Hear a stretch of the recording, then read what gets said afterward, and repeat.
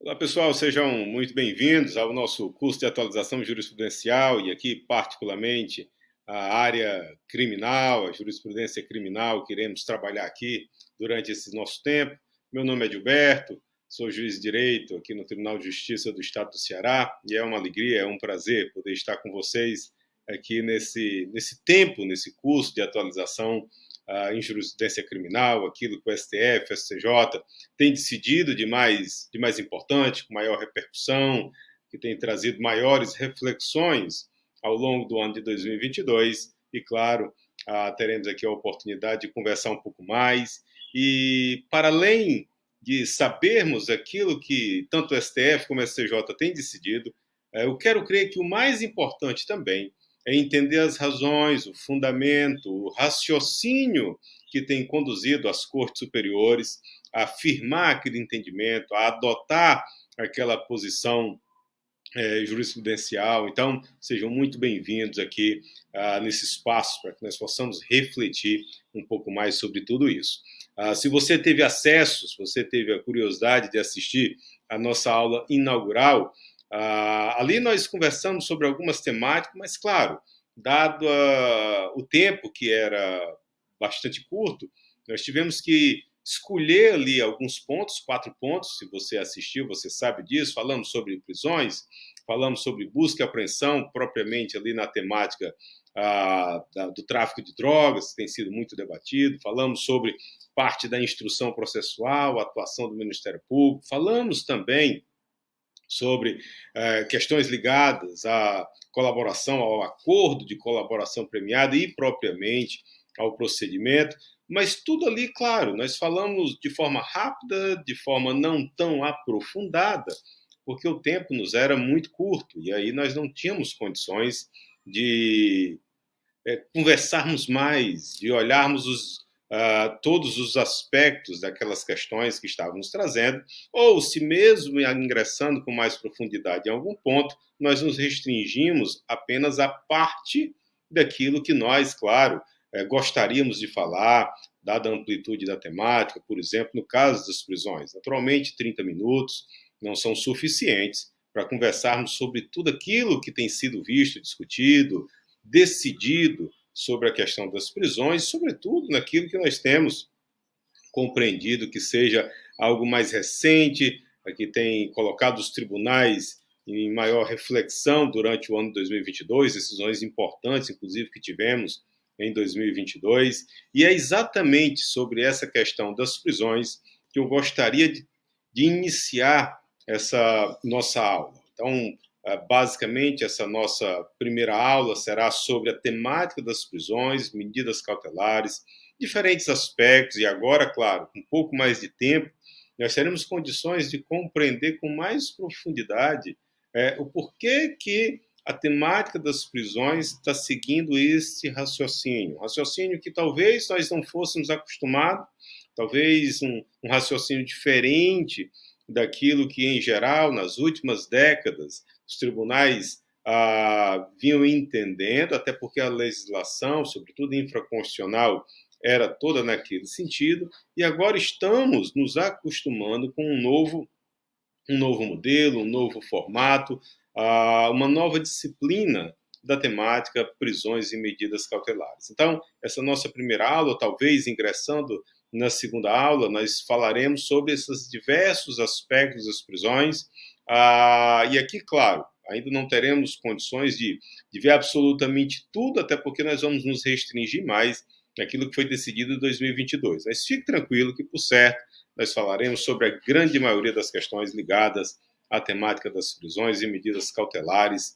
no ano de 2022, tá bom? Então, vou compartilhar aqui com vocês um pouco da nossa apresentação para facilitar aí o seu acompanhamento.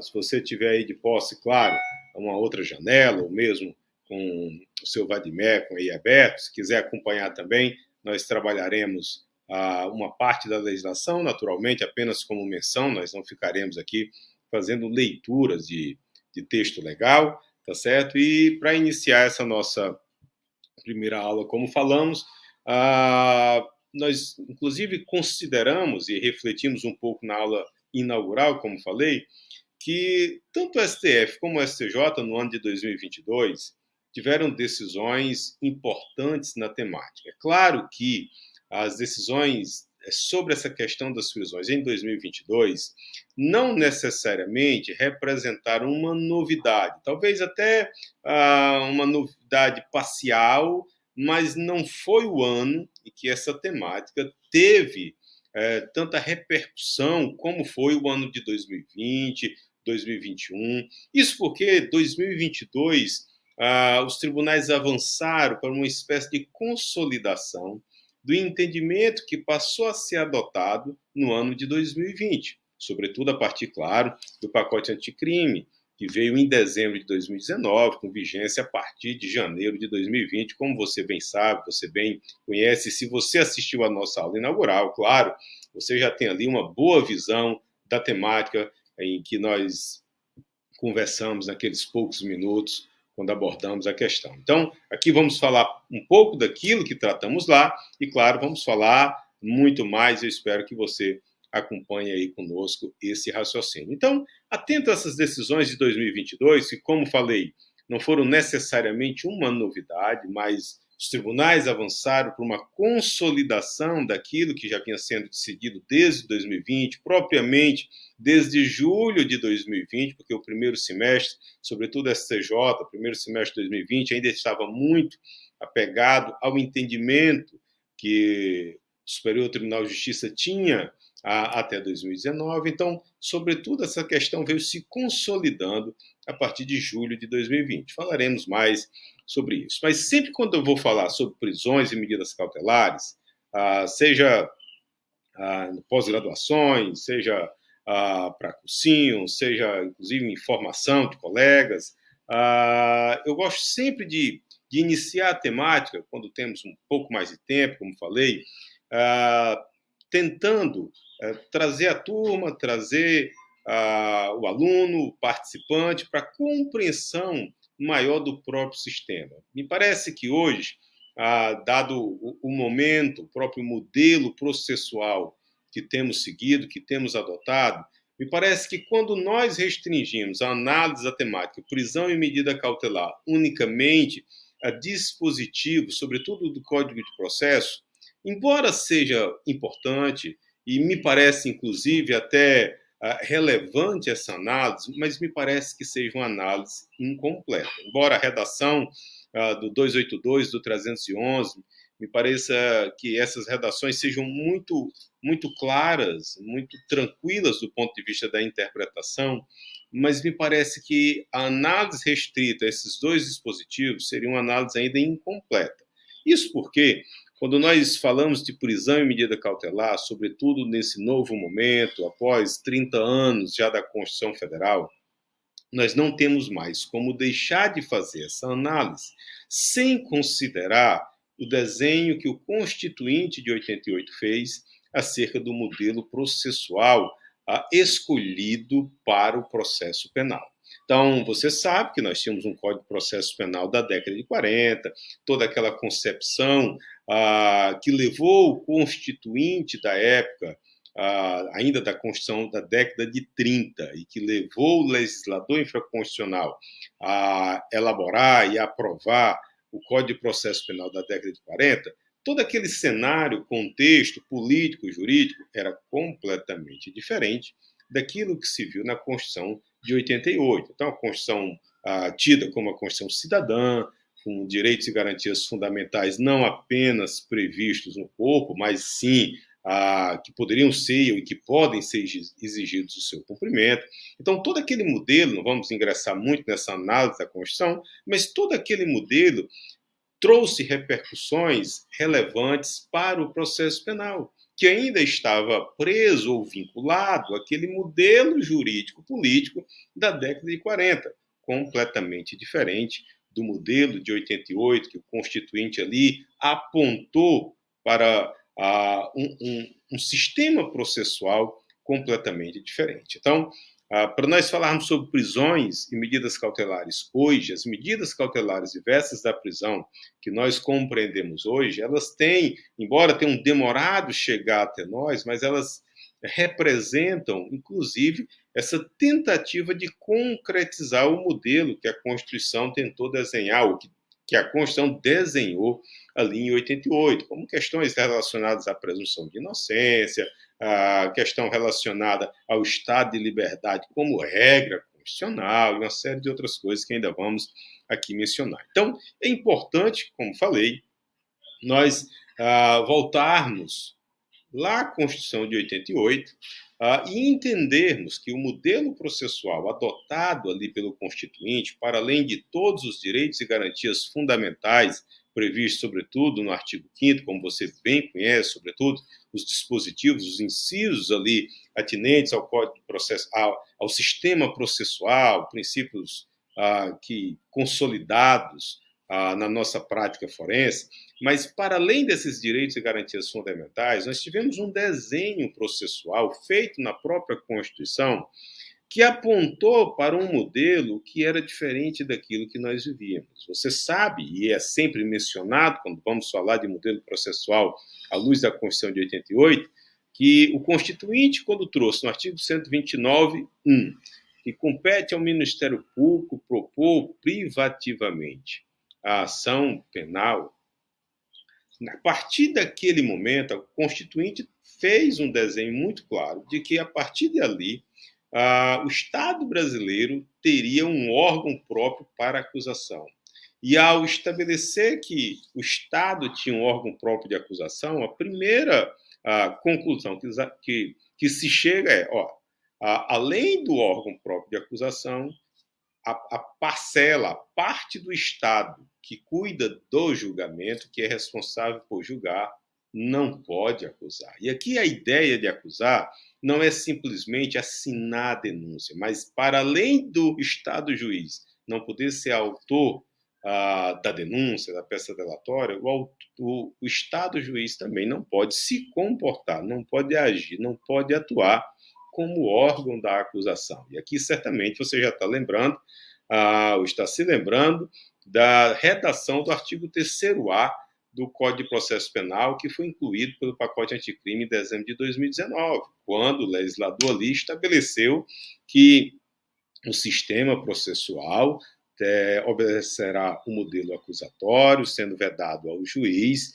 a iniciativa da investigação e a substituição do órgão acusador. Então, perceba que 31 anos depois, com o pacote anticrime, o legislador infraconstitucional tenta materializar ou colocar na legislação o que realmente significa a divisão de tarefa feita lá pelo Constituinte de 88, no artigo 129.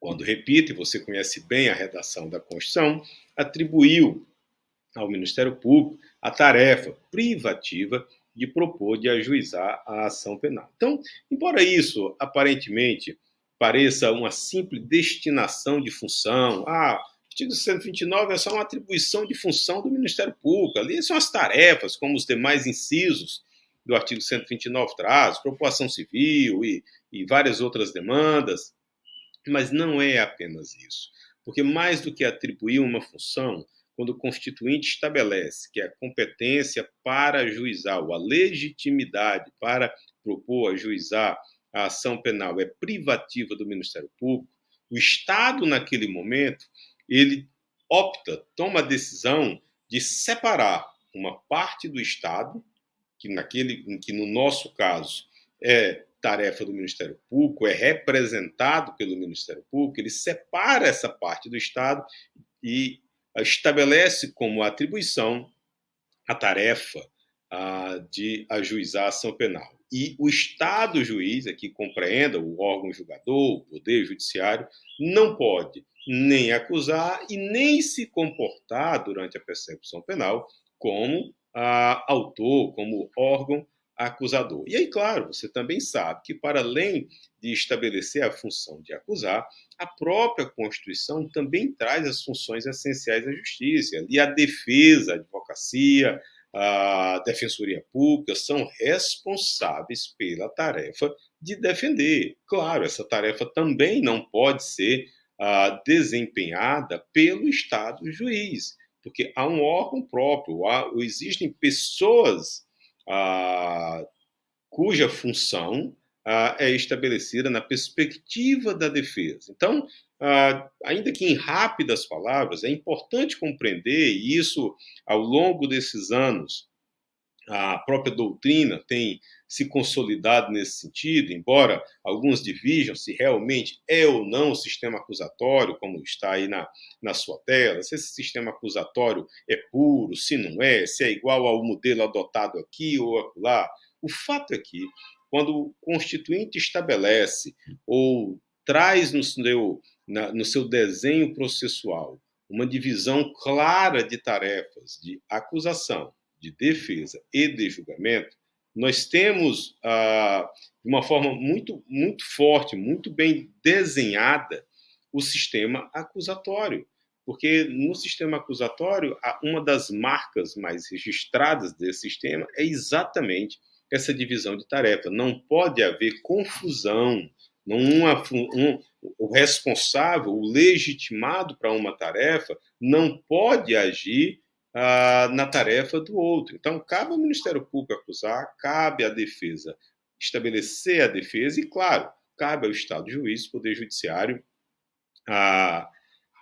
o julgamento, a decisão sobre aquilo. Então, esse é um desenho claro do sistema acusatório que, ao longo das últimas 3 décadas, já temos mais de 30 anos, a Constituição, foi sendo consolidado. E aí, daqui a pouco, você vai entender o porquê que, para falarmos com mais cuidado, com mais clareza sobre prisões e medidas cautelares, nós precisamos retornar ao modelo processual adotado. Isso tem tudo a ver. Por que hoje, e nos últimos 2 anos, foi tão discutido se cabe ou não ao judiciário, ao juiz, se o juiz pode ou não decretar a prisão de ofício. Então, aparentemente, você pode me perguntar, mas o que é que isso tem a ver com o sistema acusatório? Tem tudo a ver. Você vai entender que, por conta do sistema acusatório adotado, pode ou não o juiz, tem ou não o juiz interesse em decretar a prisão se não for pedido pelo Ministério Público. Então, são essas questões importantes que você precisa considerar e compreender para entender a razão que os tribunais superiores têm firmado posição em determinado sentido nessa temática. Mas, seguindo aqui nesse processo evolutivo, da compreensão da disciplina das prisões e medidas cautelares à luz da Constituição Federal, é importante você considerar que todo esse desenho acusatório, aliás, todo esse desenho constitucional que estabelece o sistema acusatório, leva o sistema processual à compreensão de que a prisão cautelar ela nada mais é do que um instrumento que busca resguardar o resultado útil do processo. Então, a prisão cautelar, ela deixa de ser uma antecipação de pena. Ela passa a ser vista necessariamente como um meio instrumental de garantia do resultado útil do processo. Então, aos poucos, e a própria nomenclatura utilizada da prisão cautelar, medidas cautelares, você, claro, já percebeu que essa própria nomenclatura ela vai se aproximando da teoria geral do processo. Essas expressões muito comuns, essas palavras muito comuns no processo civil, onde você trata de tutela de urgência, de medida cautelar, hoje muito se fala também no processo penal. Naturalmente, não estou aqui comparando os institutos, mas é importante que você perceba que em ambos, seja lá no processo civil, seja aqui no processo penal, as medidas cautelares elas buscam invariavelmente resguardar o resultado útil do processo.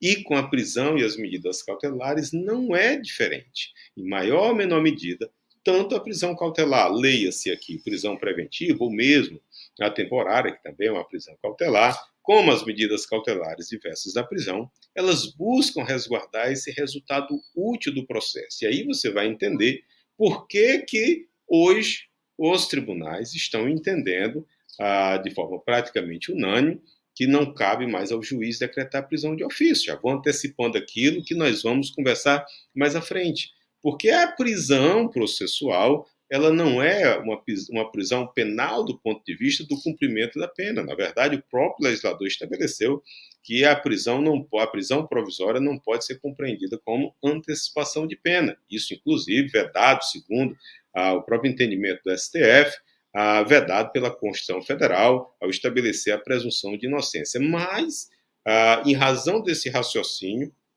você precisa compreender que a prisão cautelar à luz da Constituição Federal é basicamente um instrumento para garantir o resultado útil do processo, o resultado útil do processo penal, daquela persecução penal que está em curso. E ali é necessária a prisão para garantia da ordem pública, para garantir a instrução processual, para evitar o risco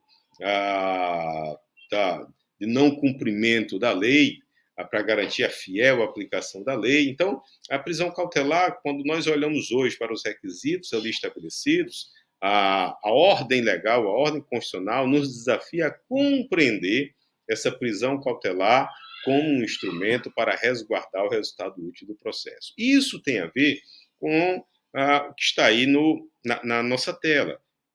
Com esse princípio, com esse vetor constitucional de que o estado de liberdade do indivíduo é a regra constitucional. Então, com a Constituição de 88, é muito claro, e a partir do desenho dos direitos e garantias individuais, que é a presunção de inocência, que é a necessidade do devido processo legal, da observância ao contraditório e à ampla defesa, todos esses princípios eles deixam muito claro a opção do Constituinte ao estabelecer que o estado de liberdade do indivíduo é a regra e não poderia ser diferente. Afinal de contas, se nós temos um catálogo de direitos e garantias fundamentais, não há como a prisão ser a regra. Na verdade, o estado de liberdade é a regra. Não à toa que a nomenclatura liberdade provisória tem sido muito criticada ao longo dos anos, porque, tecnicamente, a expressão liberdade provisória não representa a melhor sintonia com a disciplina constitucional. Porque se a liberdade é a regra, a liberdade não pode ser provisória, certo? A liberdade é a regra. Então, a prisão é que é provisória. Quando nós estamos diante de uma prisão cautelar, nós estamos diante de uma prisão provisória. Não à toa que no sistema penitenciário, os presos são classificados e divididos, segundo a LEP, entre presos condenados e presos provisórios. A Lei de Execuções Penais faz ou determina que seja feita essa classificação, essa diferenciação entre os presos condenados e os presos provisórios. Os presos provisórios, naturalmente, não foram condenados. Eles ainda têm o estado de liberdade como regra e, provisoriamente, de forma cautelar, estão presos. Mas a regra é a liberdade. Então, só para você entender, inclusive, o porquê que a nomenclatura, a liberdade provisória, não é tecnicamente a mais adequada para o momento constitucional que temos hoje no processo penal, tá certo? Porque o estado de liberdade é a regra. E como o estado de liberdade é a regra, claro, a prisão cautelar ela é excepcional. E aqui você vai entender por que hoje as decisões dos tribunais, o Superior Tribunal de Justiça, você que eventualmente trabalha mais com essas questões da prisão, das medidas cautelares, certamente sabe aí das inúmeras decisões do STJ que estabelece, aliás, que pontua os princípios que devem reger ali a análise das prisões e das medidas cautelares. E a provisoriedade, a excepcionalidade, na verdade, é um dos que sempre aparece. Então, o caráter excepcional da prisão cautelar, um dos princípios muito claros. Olha, a própria legislação, o parágrafo 6º do artigo 282, deixa muito claro que a prisão preventiva ela é excepcional. Ela só pode ser decretada se nenhuma outra medida cautelar ou a junção, a acumulação daquelas medidas não se mostrar suficiente para resguardar o resultado útil do processo. Então, reconhecer hoje o estado de liberdade como regra e, por conclusão, o caráter excepcional da prisão cautelar é fundamental para entender a disciplina das prisões cautelares e das medidas cautelares a partir não só, claro, do pacote anticrime, da Lei 13.964 de 2019, mas, sobretudo, do desenho feito pelo Constituinte lá em 88, que, claro, aos poucos vai sendo consolidado. Daqui a pouco eu faço, inclusive, questão de mostrar a evolução processual, não só das prisões, mas também de outras áreas que representam a concretização da Constituição na disciplina do processo penal, para você entender que, aos poucos, a legislação ordinária vai materializando aquilo que lá atrás o Constituinte já estabeleceu como opção para o sistema processual. E, claro, a partir dessa compreensão do estado de liberdade como regra, do caráter excepcional da prisão cautelar, o legislador infraconstitucional, já em 2011, nós já temos aí praticamente 12 anos, com a Lei 12.403, fez todo o desenho daquilo que nós temos das prisões e medidas cautelares, salvo raras ou mudanças pontuais, como a que foi trazida pelo pacote anticrime, mas muito do que nós temos, ou a maior parte daquilo que temos sobre prisões e medidas cautelares, na verdade, essa disciplina foi estabelecida com a Lei 12.403 de 2011. É ali que vem a redação do 282, com os requisitos das medidas cautelares, pequenas mudanças no parágrafo 2º e parágrafo 4º com o pacote anticrime. É ali,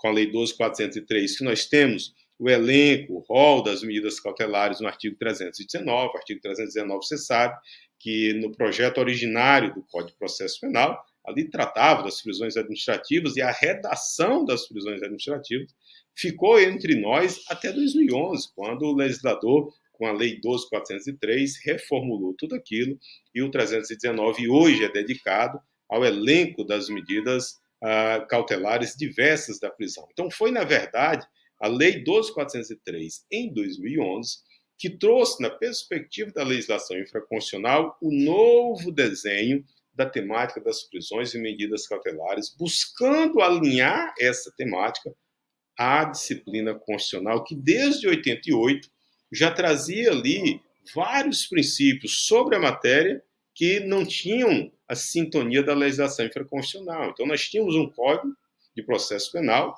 que vários dispositivos não haviam sido recepcionados pela Constituição, e nós íamos aplicando, claro, a Constituição, mas em 2011 a legislação processual penal, do ponto de vista do Código de Processo, acabou sofrendo essa alteração, que foi depois, com o pacote anticrime, alterada pontualmente, mas alterações que foram muito significativas, sobretudo para esse desenho constitucional da matéria das prisões e medidas cautelares que vamos falar, ou que estamos falando nesse momento. Nós vamos agora adiante com essa evolução para você perceber, e aqui vai ser importante para você ver não apenas a parte das prisões e das medidas cautelares, mas eu vou encerrar esse primeiro bloco aqui sobre esse modelo constitucional das prisões e medidas cautelares. Nós vamos iniciar o segundo bloco já com a evolução na legislação infraconstitucional, tá bem? Bem, pessoal, continuando aqui no nosso segundo bloco, claro, ainda sobre prisões e medidas cautelares, vamos ver um pouco agora sobre a evolução da legislação processual à luz da Constituição Federal de 88. Chamei vocês aqui no bloco 1 para a compreensão de que analisar prisão e medida cautelar hoje tem tudo a ver com a perspectiva daquilo que foi desenhado pela Constituição Federal em 88, modelo ou sistema processual adotado, e ali todas as repercussões que aquela opção do legislador constituinte estabeleceu no Código de Processo Penal. Então, falei rapidamente como esse modelo impactou, tanto que a Lei 12.403 de 2011 tentou fazer o desenho na legislação infraconstitucional à luz da Constituição Federal, mas aqui é importante você perceber como outras mudanças trazidas pela Constituição Federal também foram concretizadas na legislação processual penal a nível ordinário. Então, você sabe que ao longo desses pouco mais de 30 anos, desde 88, algumas leis, no caso aqui eu frisei bem 7, e basicamente não foram muito mais do que essa, sobretudo do ponto de vista do procedimento, do rito processual, basicamente foram essas 7 leis que tentaram aproximar a legislação processual ordinária àquilo que o legislador constituinte havia desenhado. Então, você sabe que a Constituição Federal estabeleceu o princípio da presunção de inocência, você sabe que a legislação constitucional estabeleceu que o indivíduo tem o direito de ficar calado, não é obrigado a produzir provas contra si, mas perceba que como as alterações da legislação ordinária são bem mais lentas, sobretudo no campo penal, somente 15 anos depois,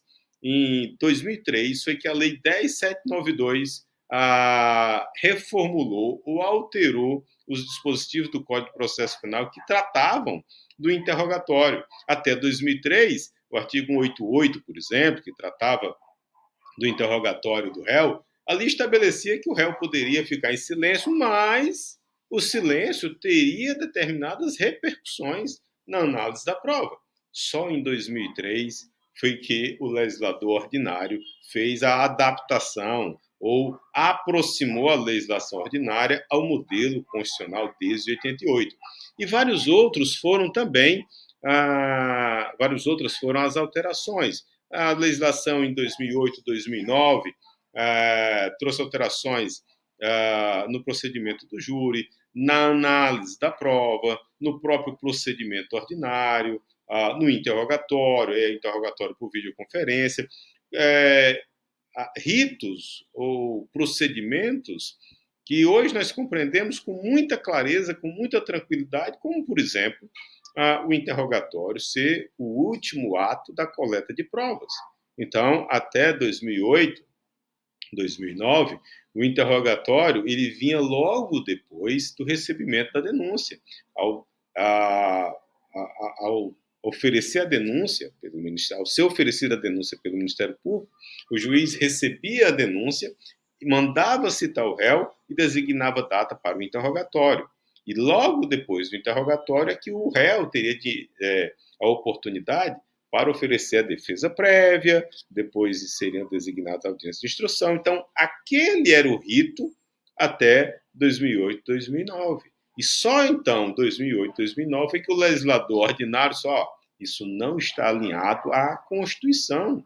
O réu tem direito a saber o que está sendo colocado contra ele. Como é que ele vai falar daquilo que ele não sabe ainda, o que é que as testemunhas vão dizer? Então, coisas óbvias como essa demoraram anos, 20 anos, para serem contemporizadas pelo legislador ordinário. Então, essas mudanças foram avançando até que, claro, 2011, já falamos no bloco anterior, a mudança na disciplina das prisões no Código de Processo e, por fim, 2019, aí está 2009, me perdoe, mas na verdade é 2019, como você sabe, o pacote anticrime, trazendo a alteração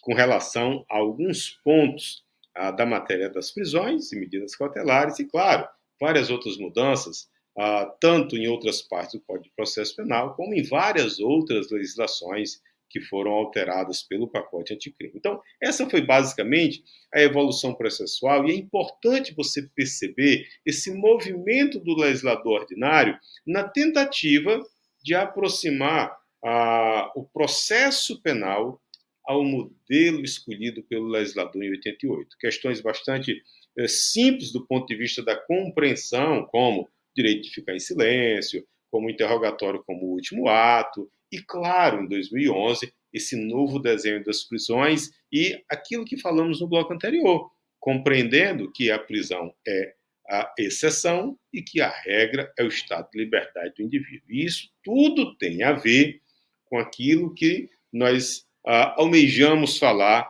durante essa nossa aula sobre prisões e medidas cautelares. Me parece que não seria suficiente, não atenderia às suas expectativas, se nós simplesmente disséssemos aqui, o STF hoje entende que a legitimidade para decretar prisão pode ou não ser de ofício, isso não é suficiente. É importante compreendermos todo o raciocínio, toda a estrutura, todo o sistema processual. E aí, avançando então para você fixar tudo isso que falamos, Nessa evolução das prisões no Código de Processo Penal, nós podemos estabelecer 3 fases bastante significativas. Então, uma primeira fase é a perspectiva original do Código de Processo. Você que, eventualmente, estudou o sistema processual há algumas décadas, você teve a oportunidade de fazer a faculdade década de 80, década de 90, você sabe bem o que eu estou falando, porque o Código de Processo trazia situações como prisões obrigatórias. Você tinha no modelo original do Código de Processo prisões que eram praticamente automáticas. Se o indivíduo fosse denunciado por determinados crimes, já poderia ser decretada a prisão. Se o indivíduo fosse pronunciado no procedimento do júri, poderia ser decretada a prisão. Se o indivíduo fosse condenado num processo, numa persecução penal, numa ação penal por crime comum, se ele fosse condenado, o recurso dele só seria admitido se ele se recolhesse à prisão. Então, nós tínhamos, na perspectiva original do Código de Processo Penal, a prisão, a possibilidade de prisão automática em diferentes situações, algo que ficou completamente abolido depois da Constituição de 88. Então, essa primeira fase, pequenas alterações ao longo dos anos, situações, sobretudo aquelas situações mais grotescas, mas essa foi a primeira fase. Uma segunda fase, e aqui, quando eu coloco aqui a Lei 12.403 de 2011, não é que ela fez uma inovação do ponto de vista constitucional, claro que não. Na verdade, eu estou falando aqui da evolução histórica das prisões no Código de Processo Penal, da legislação ordinária. Então, foi a Lei 12.403 de 2011 que fez esse novo desenho no Código de Processo Penal, alinhando a disciplina da matéria ao estado de liberdade do indivíduo como regra. Então, a partir de 88, o estado de liberdade do indivíduo passou a ser regra, direitos e garantias fundamentais, devido ao processo legal, contraditório ampla defesa, presunção de inocência. E isso vem ser materializado no Código de Processo Penal pela Lei 12.403 em 2011. E aí nós temos, por esta minha classificação, essa segunda fase na evolução histórica das prisões no Código de Processo Penal. E aí, no espaço de tempo bem mais curto, eu já trago essa terceira fase, que foi o momento processual iniciado com o pacote anticrime, já em 2019, ou seja, a fase 2 ali em pouco mais de 8 anos. Então, em 2019, com o pacote anticrime e a submissão das prisões, e aí foi o grande diferencial e essa razão de eu estabelecer o pacote anticrime como o ponto inaugural da fase 3, o estabelecer a submissão das prisões ao sistema processual acusatório. Então, a partir de 2011, nós já temos a disciplina das prisões alinhada à Constituição Federal, do ponto de vista de compreender a prisão como exceção ao estado de liberdade, que passou a ser a regra lá na Constituição, mas o pacote anticrime em 2019, embora não afete ou não altere essa estrutura que já estava alinhada à Constituição Federal, ele acaba por alinhar as prisões ao sistema acusatório.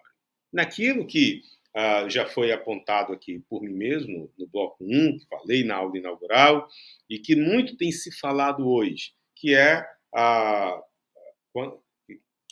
materializado ou bem visto na leitura dos artigos 282 e 311 do Código de Processo, quando o legislador extraiu a expressão de ofício de ambos os textos, 282 e 311. Então, compreenda essas 3 fases como o caminhar da disciplina das prisões no Código de Processo Penal. Uma primeira fase longa, em que a prisão processual acabava sendo regra e a liberdade exceção, por isso a nomenclatura liberdade provisória, nomenclatura antiga e tecnicamente não recomendável hoje.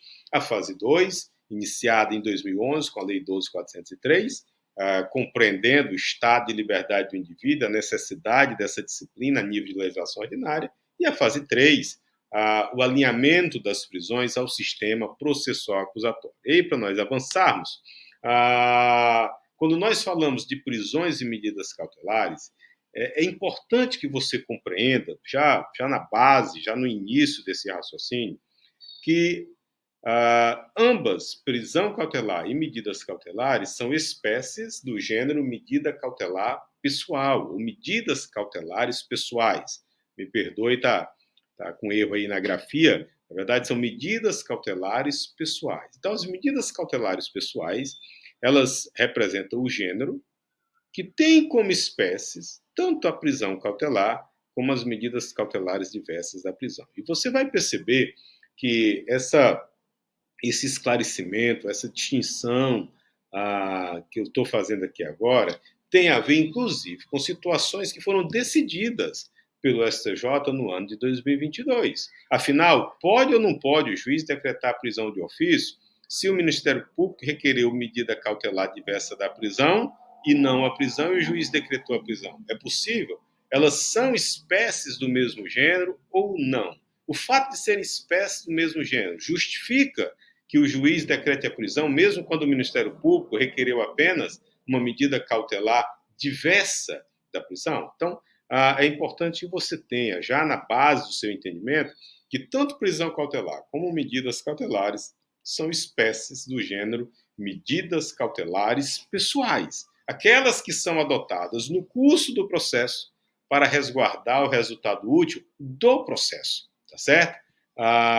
E seguindo aqui até uma decisão do STJ recente, 2020, que o tribunal faz exatamente esse esclarecimento, trabalhando com o artigo 319, aliás, deixando claro que o 319 do Código de Processo, ele trata de espécie do gênero medidas cautelares pessoais. Então, aquele rol de medidas cautelares que consta no 319 são espécie, ou é espécie, o rol de medidas cautelares pessoais. Esse sim, o gênero, dentre o qual também nós temos a prisão preventiva. Então, é importante que você compreenda essa relação de medidas cautelares pessoais como gênero, medidas cautelares diversas da prisão e prisão como espécie, para saber, inclusive, argumentar se pode ou não pode o juiz decretar a prisão preventiva de ofício quando o Ministério Público requer uma medida cautelar diversa da prisão. E aí, seguindo, também antes de falar, ou para falar propriamente de prisão e medida cautelar, eu até antecipei ainda há pouco, que tanto as prisões cautelares como as medidas cautelares, elas estão sujeitas a 3 princípios que o STJ, inclusive, tem reconhecido com muita clareza. Inclusive, são 3 princípios que têm sido consignados nas próprias emendas de muitas decisões do STJ. E fica fácil compreender esses princípios e não simplesmente decorá-los quando você compreende aquilo que falamos ainda há pouco, sobre a evolução das prisões na temática processual penal à luz da Constituição.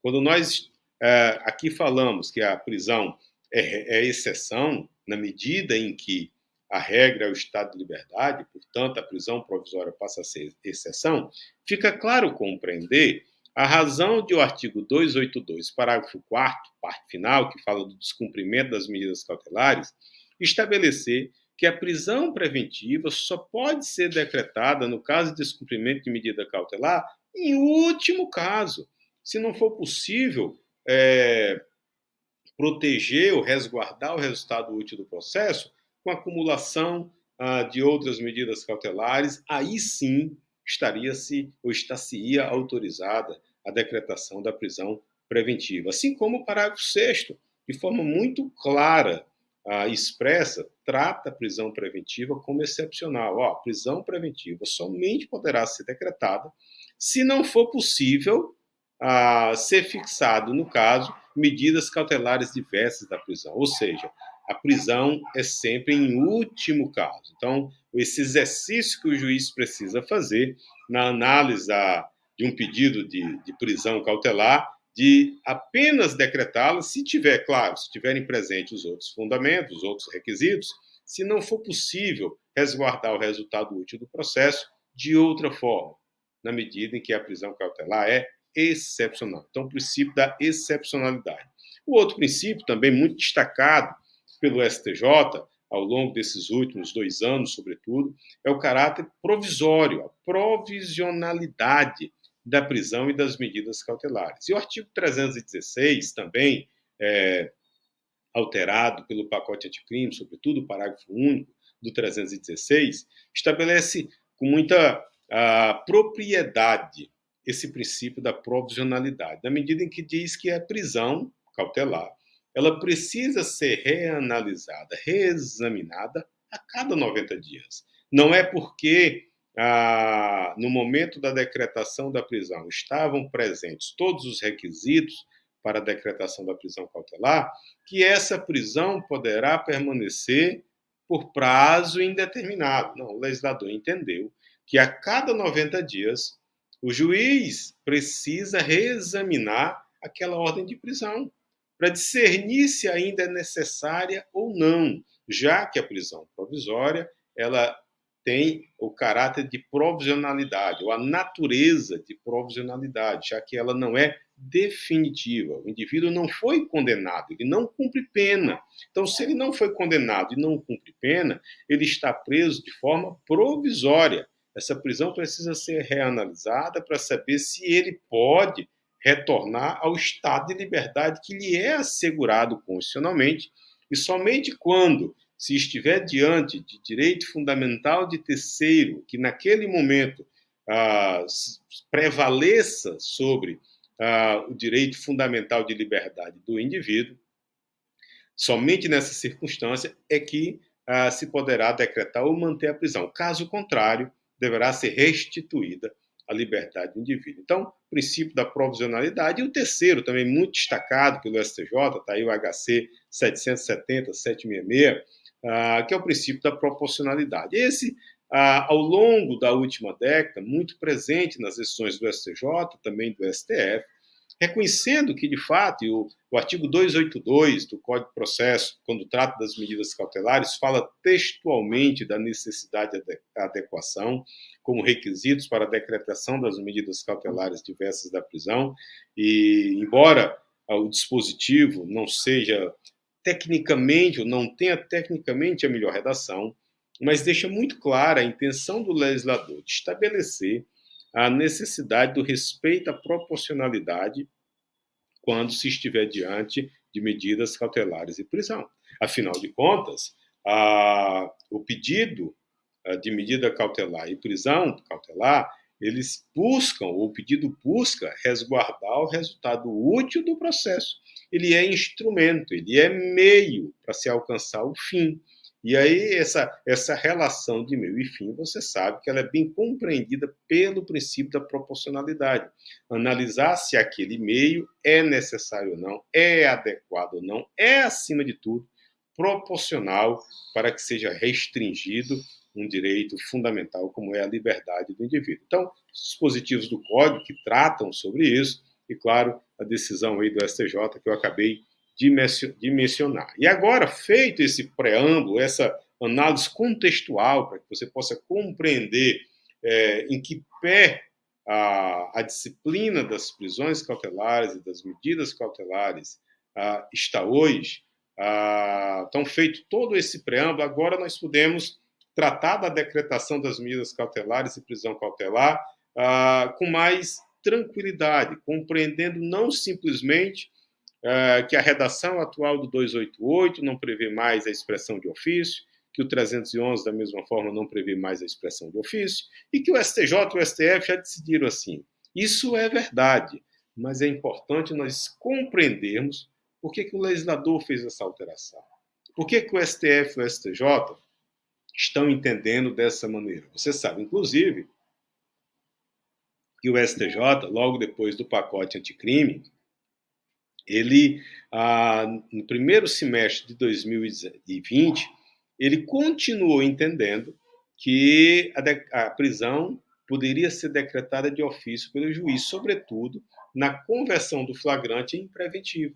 Então, durante o primeiro semestre, várias decisões do STJ mantinham a possibilidade do juiz decretar a prisão de ofício, considerando que o artigo 310, quando trata da análise da prisão em flagrante, trazia ou ainda traz na sua redação a possibilidade da conversão da prisão em flagrante em preventiva. Então, o STJ, atento exclusivamente, ou basicamente, ao disposto no artigo 310, no primeiro semestre de 2020, manteve o entendimento da possibilidade da decretação da prisão preventiva. E só depois de uma análise mais conglobante de tudo aquilo que está envolto na temática das prisões e medidas cautelares, não apenas o texto do 310, não apenas o texto do 282 ou do 311, mas, sobretudo, o sistema acusatório, agora, no pacote anticrime, expressamente reconhecido como o modelo processual adotado pela Constituição. Então, esse novo desenho impunha outras considerações acerca da matéria. Então, o grande dilema que se estabeleceu com o pacote anticrime no campo das prisões foi essa questão. É possível ou não o juiz decretar a prisão de ofício? Se for, por que é possível? Se não for, por que não pode mais? E não simplesmente porque o artigo diz isso ou diz aquilo outro. O que é que está por trás de tudo isso? Então, eu não vou fazer toda uma análise, decisão por decisão, que foi estabelecendo isso ou aquilo, mas vou trazer aqui rapidamente os dois textos que temos mencionado, tanto o 282 como o 311, mas por uma questão pedagógica, didática, para que você possa fazer bem esse paralelo. Quando você olha o 282, lembrando que o artigo 282, que foi alterado em 2019, ele tem uma redação recente. O 282, como ele estava em 2019, ele não tinha na redação, claro, original do Código. É um artigo cuja redação veio com a Lei 12.403 de 2011, a lei que fez um novo desenho das prisões e criou a figura das medidas cautelares. Então, foi ali em 2011 que esse 282 foi construído, como está aí à esquerda da sua tela. E naquele momento, depois de estabelecer os requisitos das prisões cautelares, no caput 2 incisos do 282, o legislador disse que as medidas cautelares poderiam ser decretadas pelo juiz, tanto de ofício como a requerimento das partes, quando no curso da investigação ou pelo Ministério Público na fase processual. E com o pacote anticrime, a única alteração que foi feita foi a extração da expressão de ofício. Isso aconteceu tanto no parágrafo 2º do 282, como está aí à direita da sua tela, como também no parágrafo 4º, que trata do descumprimento das medidas cautelares. Então, no caso de descumprimento das medidas cautelares, pela redação de 2011, aí à sua esquerda, o juiz poderia, de ofício, impor outras medidas ou mesmo decretar a prisão preventiva. Com o pacote anticrime, aí à direita da sua tela, o legislador também extraiu a expressão de ofício e passou que o juiz, mediante requerimento do Ministério Público, do assistente ou do querelante, poderia substituir a medida. Não foi diferente a alteração do 311. Na verdade, a alteração que foi feita no caput do 282 foi exatamente a mesma alteração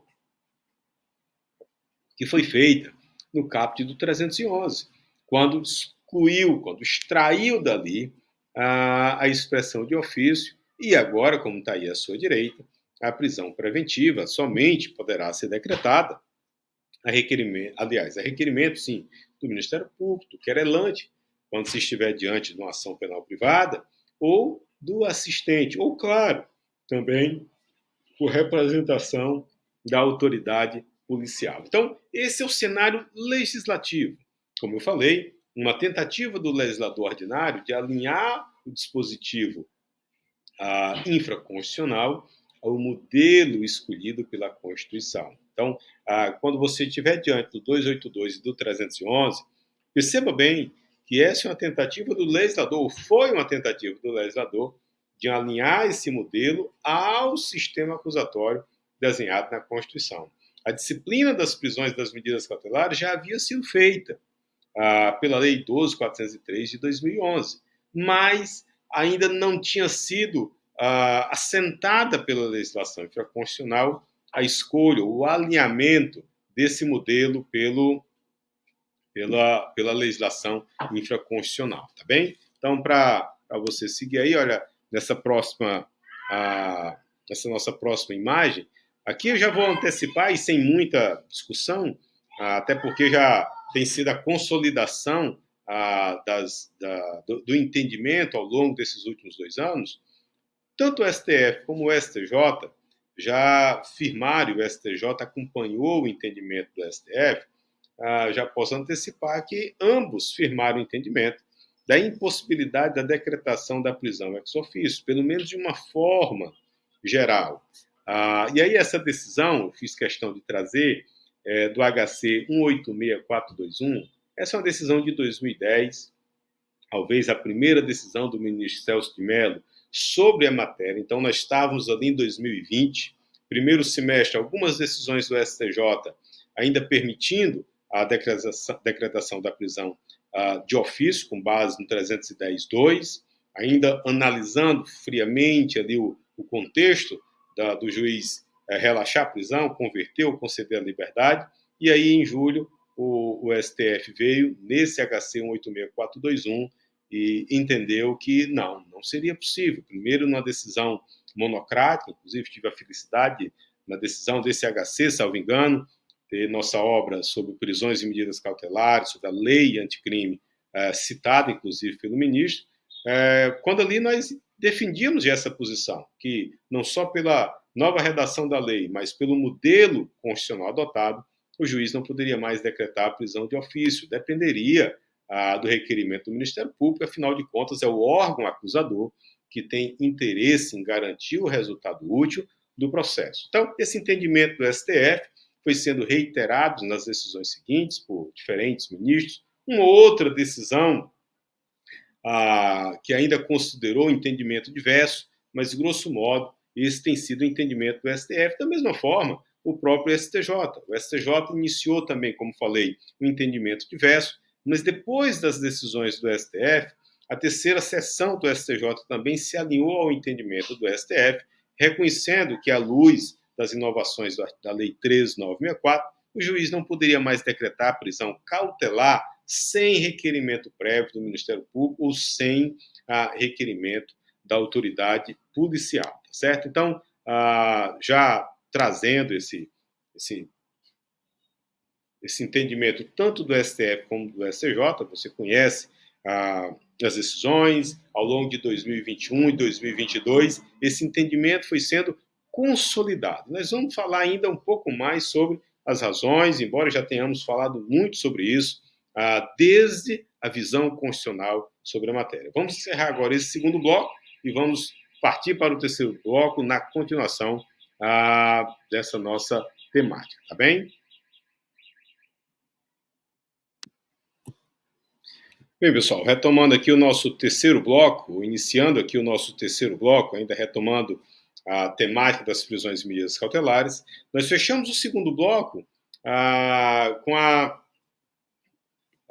apresentando o entendimento que tanto o STF quanto o STJ consolidaram nos últimos 2 anos. Então, embora lá no início de 2020 o STJ tivesse ali ainda considerando a possibilidade da decretação da prisão preventiva de ofício pelo juiz, nós falamos que após julho de 2020, quando o STF passou a decidir reconhecendo que não poderia mais haver a decretação da prisão de ofício, o STJ também seguiu o entendimento. Basicamente, como as decisões têm sido frequentemente reiteradas, basicamente o fundamento delas não é apenas porque o 311 exige que haja requerimento, mas, sobretudo, por reconhecer que hoje o sistema vigente é o sistema acusatório.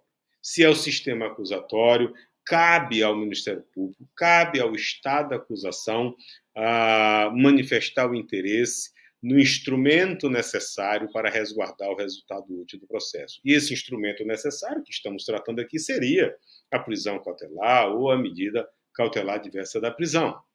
Mas a compreensão que está por trás desse artigo 311, o mesmo do 282, é exatamente essa compreensão de que é o sistema acusatório que, a partir da divisão clara entre acusar, defender e julgar, impede que o Estado juiz atue de forma a complementar, a suprir ou a agir em substituição ao órgão acusador. Então, é nessa perspectiva que os tribunais têm entendido que não cabe mais a decretação da prisão de ofício. Claro, a lei também veda, na medida em que se extraiu a expressão de ofício, o legislador está deixando muito claro que a possibilidade da decretação de ofício não existe mais. Aquilo que existia até 2019 simplesmente deixou de existir. Então, se o próprio legislador optou por retirar essa expressão de ofício, o legislador está deixando claro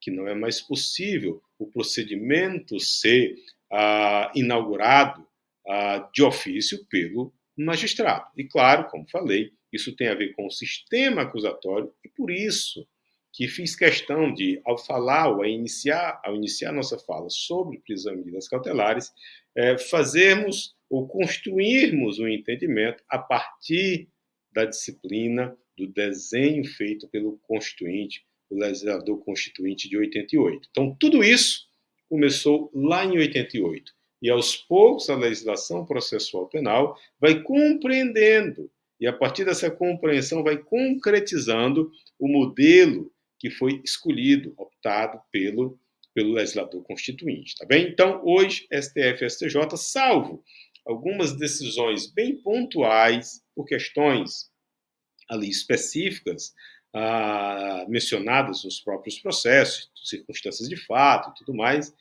mas, em geral, a regra hoje, no entendimento dos tribunais superiores, é a impossibilidade da decretação da prisão ou das medidas cautelares ex officio pelo magistrado, tá bem? E aí, uma questão que foi decidida ano passado, ano de 2022, e decidida de forma assim, o raciocínio que foi ali trazido foi muito interessante. Você pode até discordar ou discordar, mas o raciocínio foi muito interessante. Trata de uma questão que eu indaguei no início do nosso primeiro bloco.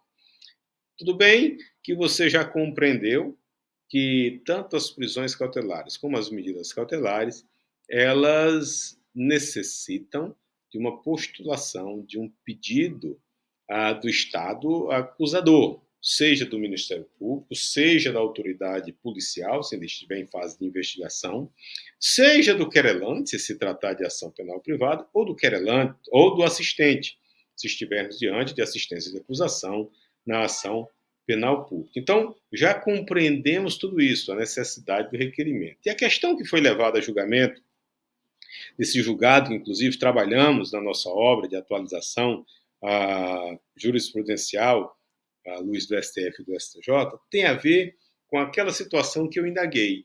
Vem cá, tudo bem que você já compreendeu isso, mas se o Ministério Público tiver requerido uma medida cautelar diversa da prisão, poderia o juiz decretar a prisão preventiva naquela hipótese? Então, imagine só que o Ministério Público faz ou formula uma pretensão perante o juízo de decretação de medidas cautelares. Será monitoramento eletrônico, recolhimento domiciliar, afastamento da função pública ou qualquer outra medida cautelar prevista no 319. O cerne desse HC que está aí mencionado, 145225, tem a ver com essa questão. Nessa hipótese, tendo sido requerido pelo Ministério Público a medida cautelar diversa da prisão, o juiz poderia decretar a prisão, já que foi requerida a decretação de uma medida cautelar?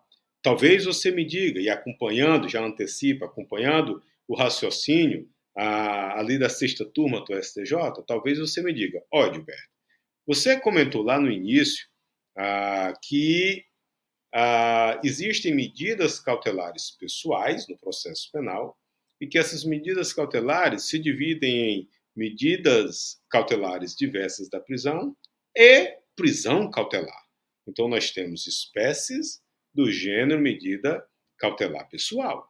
Então, se o Ministério Público requer a decretação de uma medida cautelar diversa da prisão, o fato de a medida cautelar diversa da prisão integrar, fazer parte do gênero medida cautelar pessoal, autorizaria o juízo a decretar a prisão preventiva. Afinal de contas, todas são espécies do mesmo gênero. Então, esse basicamente foi o raciocínio que acabou fundamentando o entendimento do STJ, e talvez seja esse o seu entendimento.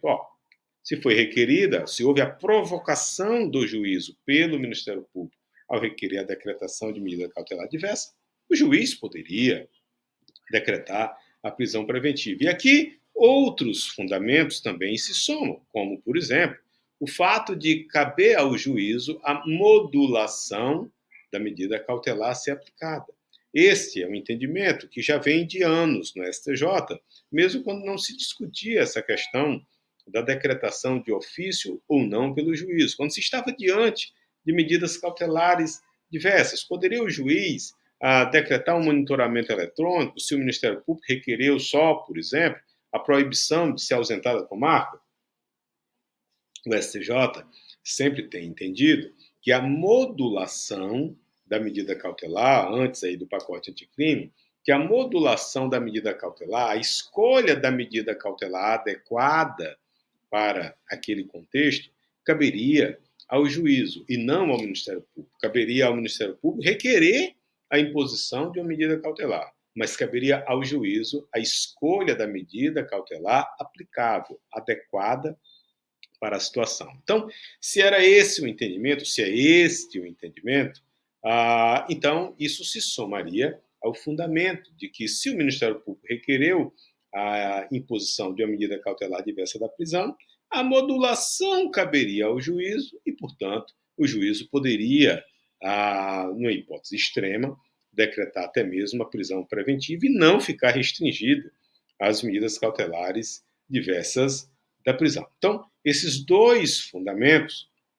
são muito associados para tentar sustentar a tese de que, diante de um pedido de decretação de medida cautelar diversa da prisão, poderia o juiz decretar até mesmo a prisão preventiva. Isso, como falei, foi discutido no HC, no recurso em HC 145225, no início de 2022, e o STJ, na altura, na época, entendeu que poderia, que nesse caso não seria a hipótese de decretação de ofício. Então, no julgamento desse processo é muito interessante, porque o STJ ele segue o raciocínio, o entendimento do STF, e ele vem expondo o raciocínio que justifica o entendimento do STF, deixando claro que a compreensão da Corte é a impossibilidade da decretação de ofício, mas reconhece que, no caso em julgamento, a hipótese é diferente, porque havia um pedido do Ministério Público para a decretação de medida cautelar diversa. Se havia o requerimento de medida cautelar diversa, o juiz poderia decretar a prisão e, por isso, não seria uma decretação de prisão de ofício. Percebe o raciocínio? Então, foi esse o entendimento firmado pelo STJ. Mas, nesse caso, nós ainda vamos tratar um pouco sobre isso. Nesse caso, é importante que você... só um minutinho para eu retomar aqui pronto, deixa eu ver. Nesse caso, o STJ... Pronto, está aqui. Acabei passando. Pronto. Nesse caso, o STJ também acabou discutindo questões ligadas à possibilidade ou não de decretação da prisão lá no campo da Lei Maria da Penha, considerando o artigo 20 da Lei Maria da Penha, que ainda hoje tem na sua redação a possibilidade de trazer aqui, pronto, o artigo 20 da Lei Maria da Penha, era isso que eu estava procurando aqui.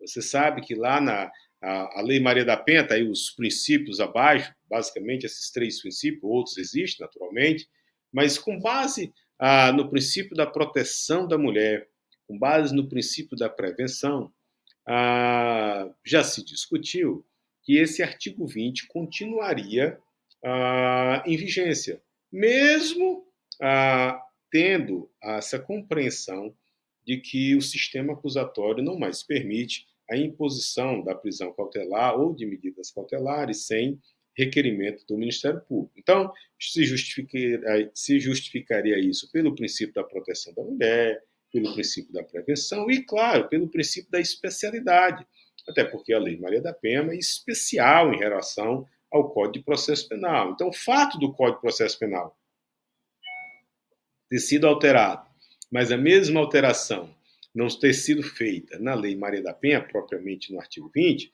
autorizaria a decretação da prisão de ofício pelo juízo, considerando que o artigo 20 albergaria essa possibilidade. Então, perceba que o artigo 20 ele tem, grosso modo, uma redação muito semelhante àquilo que havia no 311.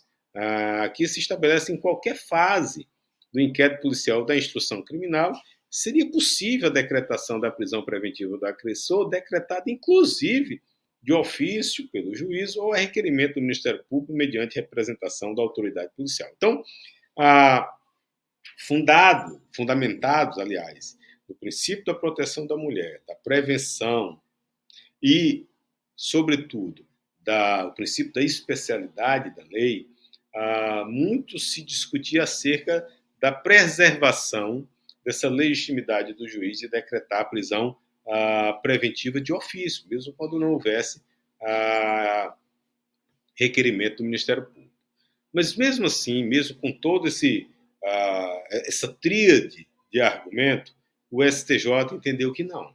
O STJ entendeu que disse, olha, na hipótese do RHC 145225, a prisão preventiva poderia ser decretada, porque ali não se estaria diante, segundo o raciocínio do STJ, não se estaria diante de uma decretação de prisão de ofício, pois, como eu disse, o Ministério Público teria requerido uma medida cautelar diversa, e isso provocaria o juízo, e o juízo teria a prerrogativa de modular a medida cautelar a ser aplicada. Então, não se estaria diante de uma decretação de ofício. Mas deixou claro o STJ, nesse mesmo julgado, que, apesar de ser possível a decretação da prisão, não seria pelo fundamento da vigência do artigo 20 da Lei Maria da Penha. E essa parte acho muito interessante, porque o STJ ele reitera que, em que pese o artigo 20 da Lei Maria da Penha ainda tenha essa previsão, ou seja, não tenha sido alvo de alteração pelo legislador no pacote anticrime, isso não significa dizer que ele ainda está alinhado ao modelo constitucional, ao modelo processual que o Constituinte desenhou em 88. E aí, esse ponto aqui que eu trago à nossa tela, deixa muito claro isso. Olha, não obstante o artigo 20 ainda tenha essa redação, ainda autorize a decretação da prisão de ofício, essa disposição destoa completamente do atual regime jurídico. O que é interessante, porque esse atual regime jurídico, na verdade, ele não foi criado pelo pacote anticrime.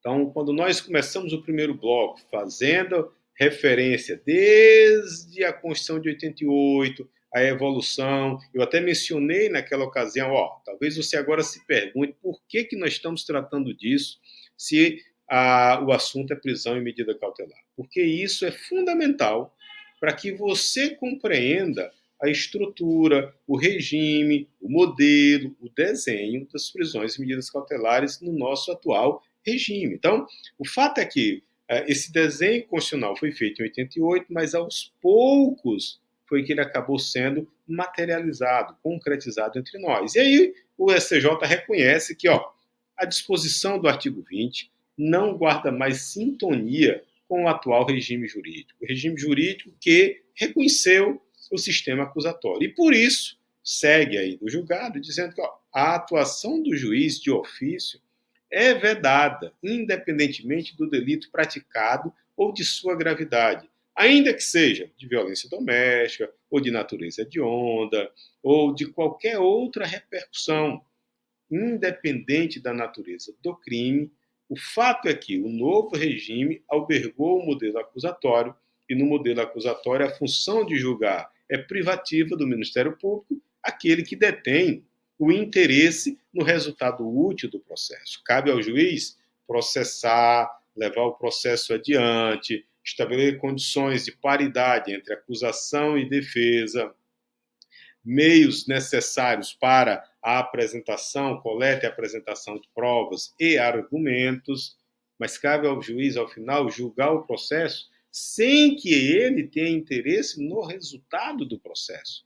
O interesse do juiz é de conduzir o processo respeitando as liberdades individuais, as garantias fundamentais, a aplicação da legislação do Código de Processo e, ao final, julgar o processo de acordo com as provas que foram trazidas aos autos. O interesse de resguardar o resultado que entende seja necessário é do Ministério Público. O Ministério Público é que tem interesse no resultado do processo e cabe a ele, de acordo com a análise que fizer, formular a pretensão ao juízo. E caberá, sim, ao juízo discernir se aquilo que está sendo postulado é suficiente para a restrição de direitos e garantias fundamentais do indivíduo. Afinal de contas, quando se decreta uma prisão ou uma medida cautelar diversa da prisão, de alguma forma se está restringindo, em maior ou menor medida, direitos fundamentais do indivíduo. E esta função cabe ao Estado juiz. Não à toa que o Código de Processo, com a alteração do pacote anticrime, também trouxe na previsão, e claro, está suspensa pelas ADIs 6298, 6299, a 6300 e 6305, o Instituto do Juiz das Garantias. Então, o Juiz das Garantias foi muito também discutido à época do pacote anticrime, e você sabe o que diz lá. Artigo 3º, B, cabe ao Juiz das Garantias discernir sobre as liberdades individuais, a legalidade processual. Então, essa função do juiz na condução do processo. O resultado útil do processo interessa ao Ministério Público. Então, não cabe ao juiz, ainda que o crime que está sendo ali perseguido, o combate ao crime que está sendo buscado ali, tenha a natureza hedionda ou tenha a natureza de crime praticado no âmbito das relações domésticas. Por mais dramático, por maior que seja a gravidade, cabe ao órgão criado cabe ao órgão a quem a Constituição atribuiu a competência privativa da ação penal, tá certo? Então, nesse julgado do RHC 145225, que também foi discutida a questão sobre a possibilidade ou não de decretação da prisão quando se for requerida apenas medida cautelar diversa da prisão, teve essa parte, né, que também foi apreciada pelo tribunal, muito importante, o reconhecimento de que a Lei Maria da Penha, embora o artigo 20 não tenha sido alterado pelo pacote anticrime, mas isso não significa dizer que ele ainda está com aplicação plena. Na verdade, o STJ afastou a possibilidade de aplicar o artigo 20, considerando que ele destoa, como você vê aí na sua tela, do regime atual. Tá certo? E aí, para fecharmos o raciocínio acerca desse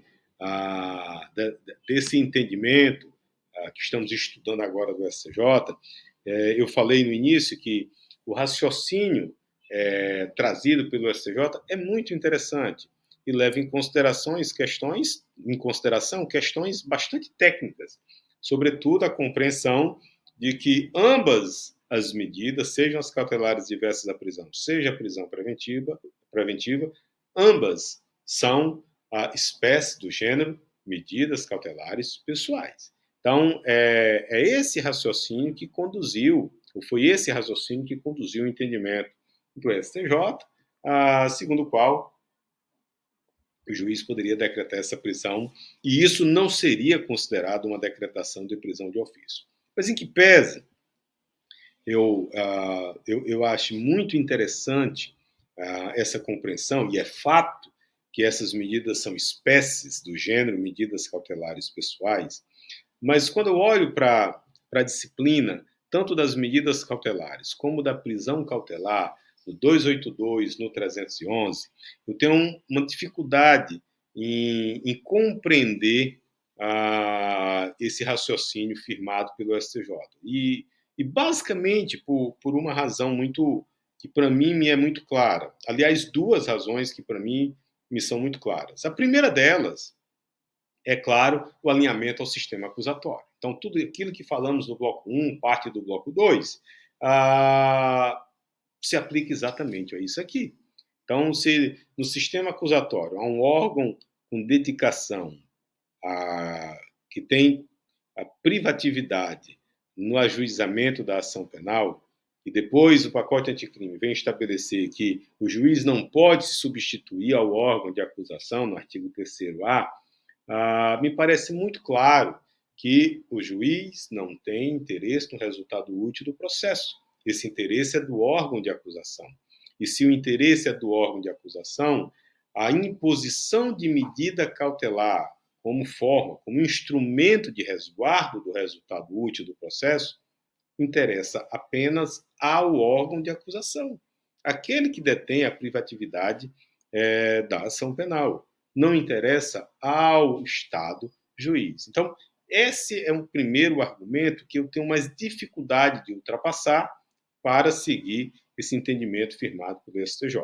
E um segundo argumento tem a ver com o próprio desenho, a opção que o legislador infraconstitucional teve no Código de Processo de ter a disciplina das medidas cautelares diversas da prisão e a disciplina da prisão preventiva fixada em capítulos distintos. Então, a partir do 282, o Código de Processo trata da disciplina das medidas cautelares diversas da prisão. Fala ali, de forma indireta, das prisões preventivas, apenas como reforço de que essas medidas cautelares diversas da prisão, elas são a prioridade.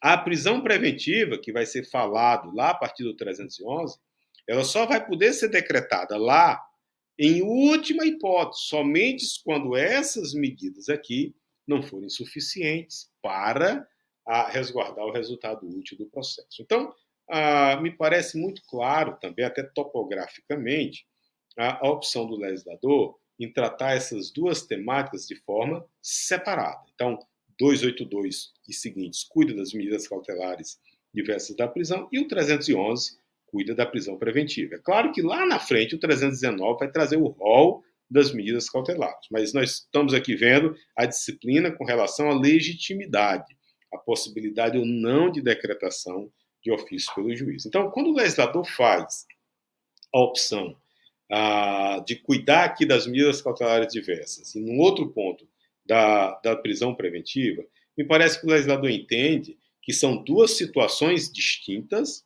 que exigem uma disciplina própria, que, claro, deve ser coerente entre si, como, por exemplo, o legislador não poderia, no 282, fazer uma série de exigências para a decretação da medida cautelar diversa da prisão, e quando chegasse no 311, trazer uma disciplina muito mais fragilizada, com a possibilidade da decretação da prisão de forma muito menos rigorosa. Isso não seria coerente. Então, o legislador ele precisa guardar uma coerência daquilo que é mais importante, daquilo que afeta mais, inclusive, os direitos e garantias fundamentais, como é o caso da prisão, mas isso não impede de o legislador fazer uma disciplina própria. Então, você tem no 282 a disciplina das medidas cautelares diversas da prisão e, a partir do 311, a disciplina própria da prisão preventiva. E em ambas essas duas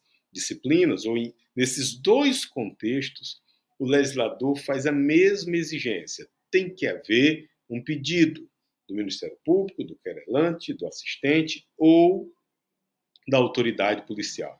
Então, se você está diante de duas disciplinas próprias, ainda que elas tenham interseção. Afinal, a prisão preventiva só pode ser decretada quando não for possível uma medida cautelar diversa, mas a decretação dessa prisão vai exigir um requerimento, seja do Ministério Público, da autoridade policial, do querelante ou do assistente, na forma que foi estabelecida pelo artigo 311, tá certo? E aqui, para deixar bem claro, que seria um segundo, aliás, não é um terceiro argumento, mas um argumento que traz mais fundamento para esse segundo que eu tratei. Quando nós olhamos o parágrafo 4º, que também foi alterado pelo pacote anticrime, excluída a possibilidade da decretação de ofício, mesmo no caso de descumprimento de medidas cautelares, você percebe que, se mesmo quando já foi decretada uma medida cautelar, a possibilidade de decretar uma prisão preventiva em caso de descumprimento das condições previamente estabelecidas depende do requerimento do Ministério Público, que dirá da decretação inicial daquela prisão. Então, o Código trata no parágrafo 4º da hipótese de descumprimento das condições. E o STJ tem reconhecido, inclusive, nessa decisão aí do HC 668-536, que mesmo na hipótese de descumprimento de medidas cautelares anteriormente fixadas, o parágrafo 4º é claro ao disciplinar que a decretação da preventiva vai depender de requerimento, sendo ilegal a atuação de ofício pelo magistrado. Então, se mesmo quando se está diante de um descumprimento de medida cautelar já fixada, que já se viu que elas são insuficientes para resguardar o resultado útil do processo, se mesmo nessas hipóteses é exigido requerimento por um dos legitimados, que dirá a decretação inicial dessa medida mais extrema, que é a prisão preventiva. Então, diante dessas circunstâncias, eu, como falei, tenho dificuldade em compreender e aceitar esse entendimento que acabou sendo firmado no HC 145225, porque me parece que o desenho separado, próprio das prisões, com aquilo que diz o parágrafo 4º do artigo 282 e, sobretudo, pelo regime atual do sistema acusatório, a decretação da prisão, assim como a decretação de uma medida cautelar diversa da prisão, sempre dependerá de um requerimento próprio para tal. Então, encerramos aqui o nosso terceiro bloco e vamos agora para o nosso quarto e último bloco desta nossa primeira aula, tá certo? E nesse quarto e último bloco, nós vamos já falar agora mais propriamente das medidas cautelares. Bem, pessoal, retomando aqui nosso quarto bloco, aqui vamos continuar sobre ainda a temática de medidas cautelares e prisão nesse intervalo, né, de 2022, desculpa, em que muitas decisões do STJ, STF lançaram sobre a temática, algumas consolidando o entendimento firmado recentemente, sobretudo desde 2020, como falei, e outras com alguns aspectos bem próprios. Então, é importante nós visitarmos essa temática para você compreender a dimensão, o raciocínio e o fundamento. E não simplesmente, claro, como falei, saber que o STF entendeu dessa daquela forma, o STJ dessa daquela forma, sem compreender as razões, o raciocínio. Tá bem? Então, para nós caminharmos para o fechamento do nosso tema, nessa primeira aula de prisões e medidas cautelares, provavelmente vamos ingressar a segunda aula ainda tratando sobre a temática, até porque é uma das partes mais importantes. É necessário agora nós falarmos um pouco sobre medidas cautelares diversas da prisão. Claro que quando nós tratamos da temática do ponto de vista da possibilidade ou não da decretação de ofício, sempre nos vem à mente, de forma mais evidente, a prisão cautelar, a prisão preventiva, mas tudo aquilo que foi falado sobre prisão preventiva, claro, se aplica às medidas cautelares, sobretudo do ponto de vista da decretação dessas medidas cautelares pessoais. Todas dependem da provocação, do requerimento, seja do Ministério Público, do querelante, do assistente ou da autoridade policial, se estiver ainda na fase de inquérito policial, de investigações preliminares. Então, todas requerem isso. Naturalmente, tem algumas questões específicas sobre as medidas cautelares, sobretudo quando nós tratamos de medidas cautelares diversas da prisão. Nós temos um rol de medidas bastante variado, então nós temos medidas bastante diversas entre si, coisa que não acontece quando nós estamos tratando de medida preventiva. Quando nós estamos falando de prisão preventiva, você tem os requisitos, você tem hoje uma necessidade de fundamentação muito, muito clara, mas a prisão preventiva é uma só e está sujeita aos mesmos requisitos, está sujeita à necessidade de reexame, como ainda vamos falar, mas é bastante diferente das medidas cautelares diversas da prisão, quando nós temos várias possibilidades, ainda que todas se sujeitem à necessidade de um requerimento prévio do Ministério Público ou dos outros legitimados, como já falamos. Então, para nós adentrarmos um pouco mais nessa questão das medidas cautelares, como falei, quando tratamos de prisão preventiva, naturalmente, a discussão sobre medidas cautelares, ela sempre vem no conjunto, no mesmo combo, afinal de contas, pela própria disciplina infraconstitucional do 282, a prisão preventiva, lá parágrafo 6º, somente poderá ser decretada em caráter excepcional quando não for possível resolver a situação com a imposição de medidas cautelares diversas. Então, sempre que nós falamos de prisão, naturalmente temos que levar em consideração as medidas cautelares. Por exemplo, a decisão judicial que decreta uma preventiva, ela precisa ultrapassar a impossibilidade de decretar medida cautelar diversa. Afinal de contas, como se aplica o princípio da proporcionalidade no campo das medidas cautelares pessoais, você só impõe uma medida mais gravosa quando ficar realmente demonstrada a impossibilidade de imposição de uma medida menos gravosa. Então, a restrição ao direito,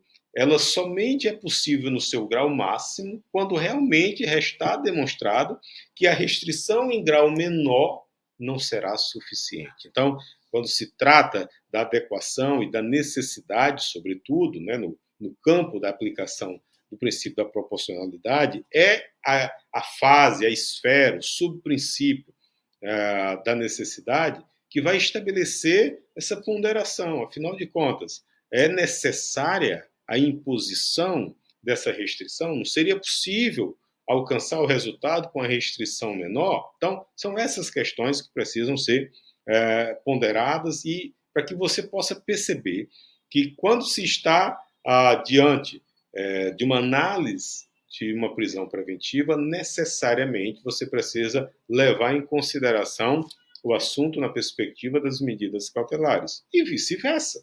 Então, esse assunto precisa sempre ser estudado, considerado de forma conjunta para que você tenha a compreensão exata das duas temáticas. Então, quando nós falamos de medidas cautelares diversas da prisão, sobretudo da forma que pensamos nessa nossa aula, iniciando na contextualização da própria Constituição Federal, que estabeleceu prisão como exceção, estado de liberdade como regra, você precisa compreender que esse fenômeno, o Instituto das Medidas Cautelares Diversas da Prisão, ela vem como uma alternativa ou como uma forma de oferecer ao sistema medidas menos gravosas que a prisão, que a custódia do indivíduo preventiva, para garantir o resultado útil do processo.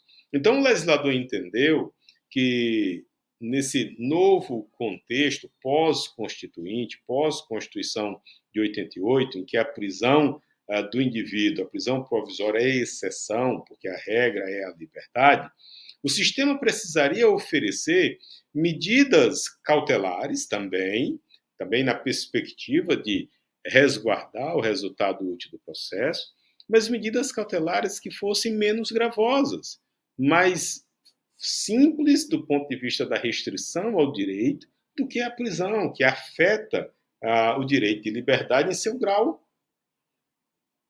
extremo.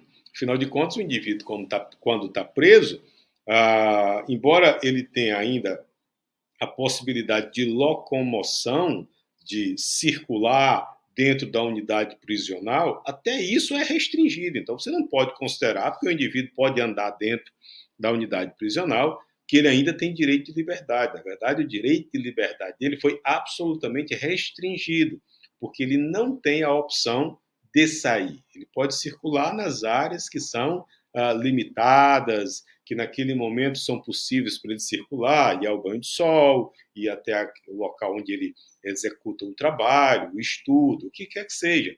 Então, isso não pode ser considerado como exercício do direito de liberdade, tá bem? Então, quando se está diante de uma prisão cautelar, o direito de liberdade do indivíduo foi absolutamente restringido e o sistema precisou considerar a possibilidade e a necessidade de oferecer medidas menos gravosas, compreendendo, por exemplo, que existem situações que a prisão não se faz necessária.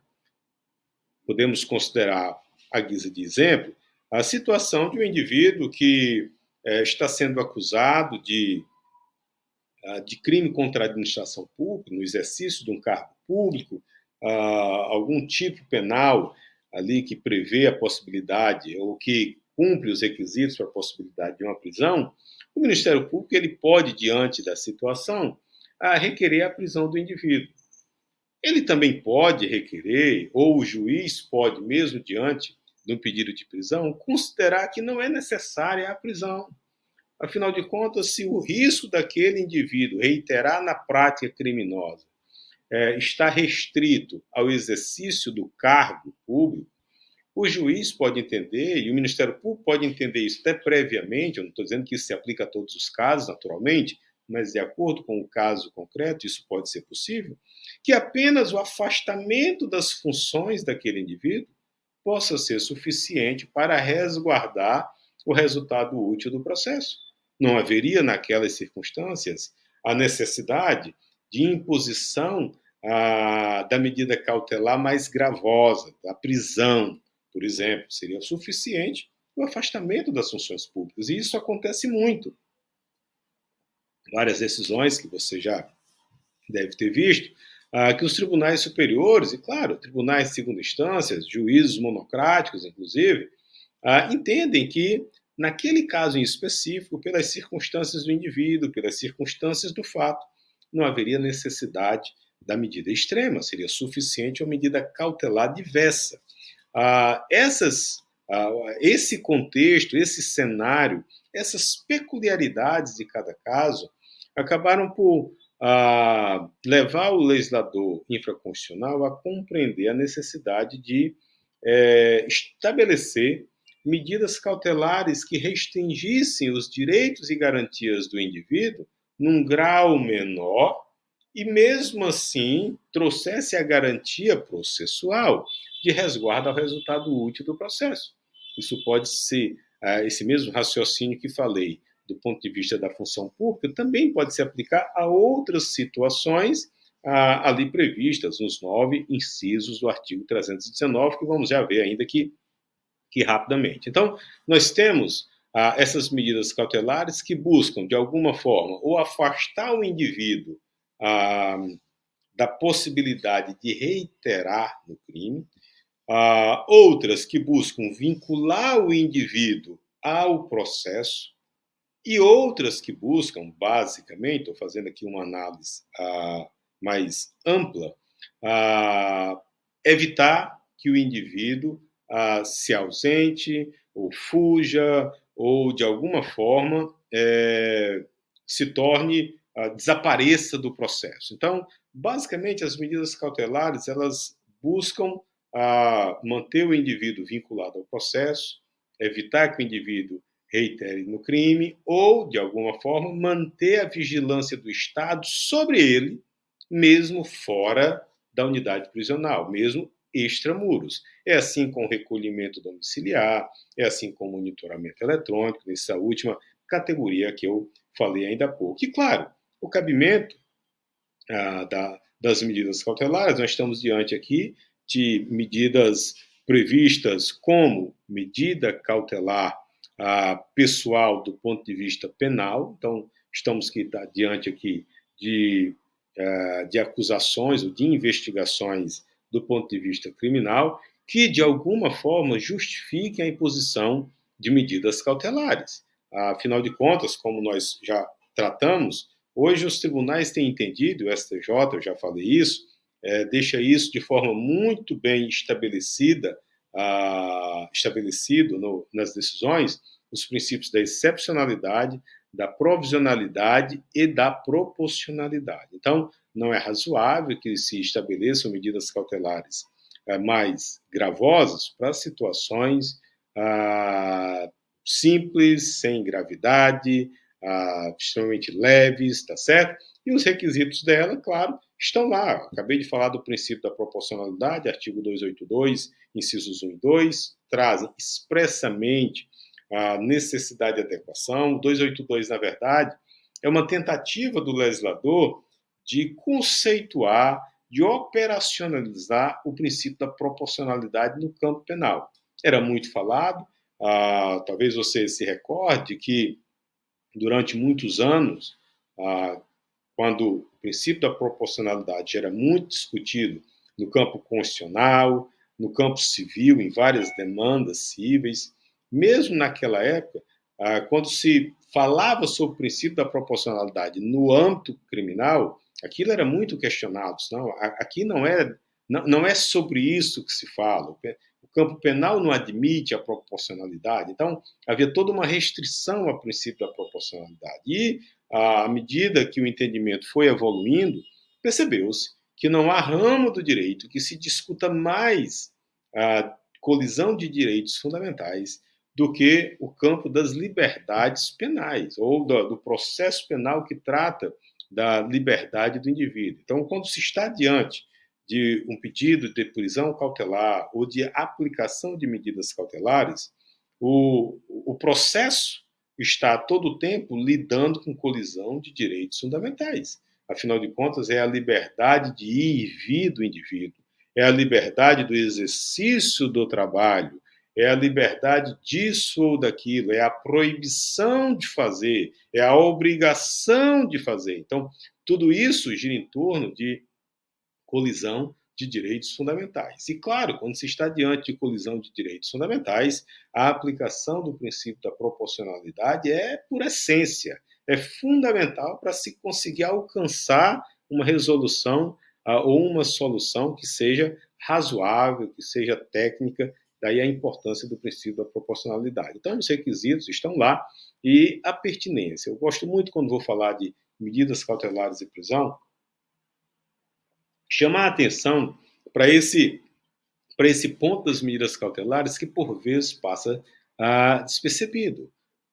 Afinal de contas, se o Código traz, daqui a pouco nós vamos ver a relação, aqui já trazer aqui o artigo 319, a relação das medidas cautelares diversas da prisão, tão conhecida essa relação não é feita de forma aleatória, e muito menos a imposição dessas medidas pode ser feita de forma aleatória. Então, quando o Código diz que são medidas cautelares diversas da prisão, comparecimento periódico ao juízo, ou então a proibição de frequentar determinados lugares, de manter contato com pessoas, ou mesmo de se ausentar da comarca, recolhimento domiciliar, e tantas outras, até mesmo o monitoramento eletrônico, suspensão de exercício de função, como eu já havia falado. Essas medidas cautelares, elas têm que haver uma pertinência entre a medida cautelar imposta e o que se busca resguardar no processo. É assim com a prisão preventiva. Quando se decreta a prisão preventiva, por exemplo, pode-se estar tentando impor uma prisão para resguardar a ordem pública. E aquilo que tem sido decidido hoje pelos tribunais, muito do resguardo dessa ordem pública se consegue materializar, se consegue enxergar na perspectiva de evitar a reiteração criminosa. Afinal de contas, o indivíduo, pelo modus operandi daquele crime ou pela reiteração criminosa, já respondendo a vários outros delitos, ou mesmo já tendo sido condenado, já se consegue perceber que há um risco de ele continuar na prática de outros delitos. Então,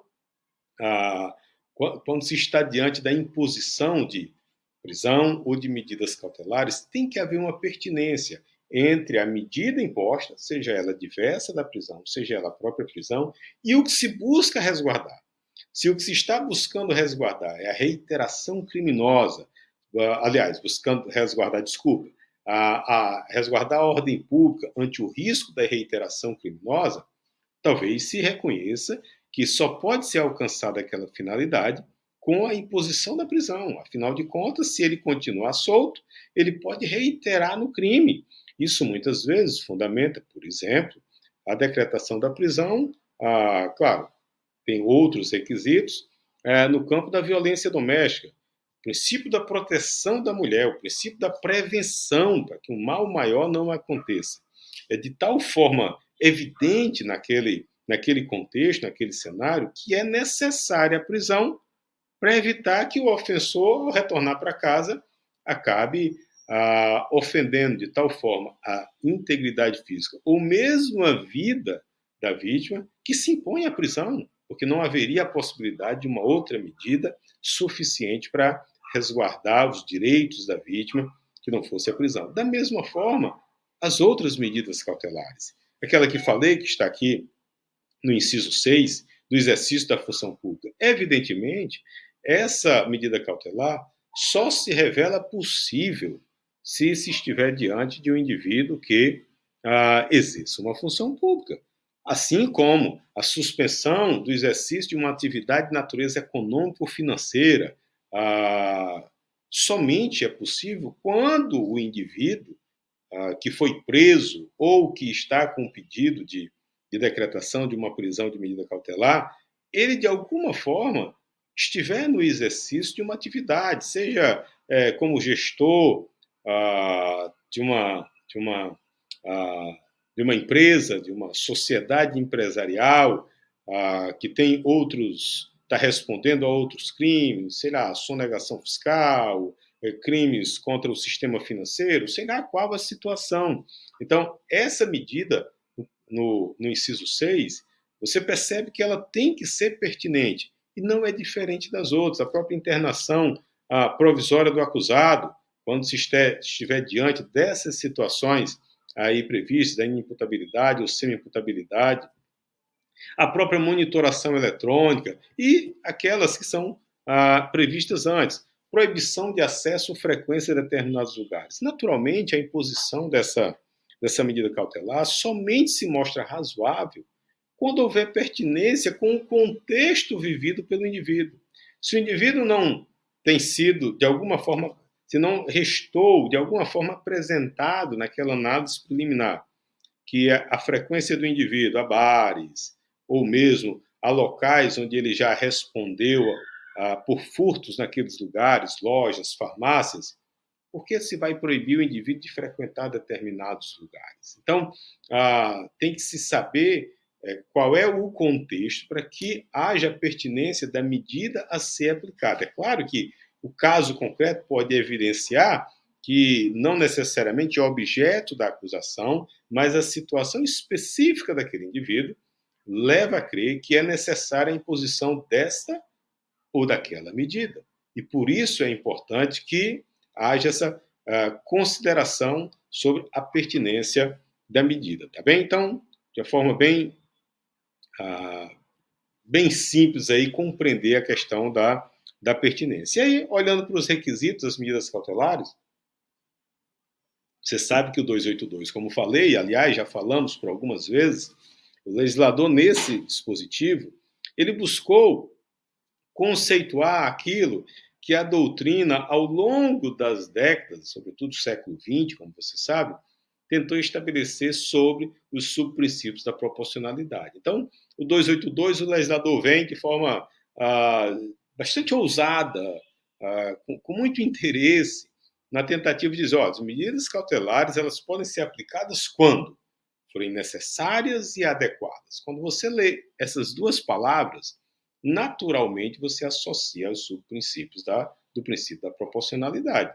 E aí o legislador diz, olha, a necessidade para a aplicação da lei, para a investigação ou instrução criminal e, nos casos expressamente previstos, para evitar a prática de infrações penais, ou seja, para evitar a reiteração criminosa.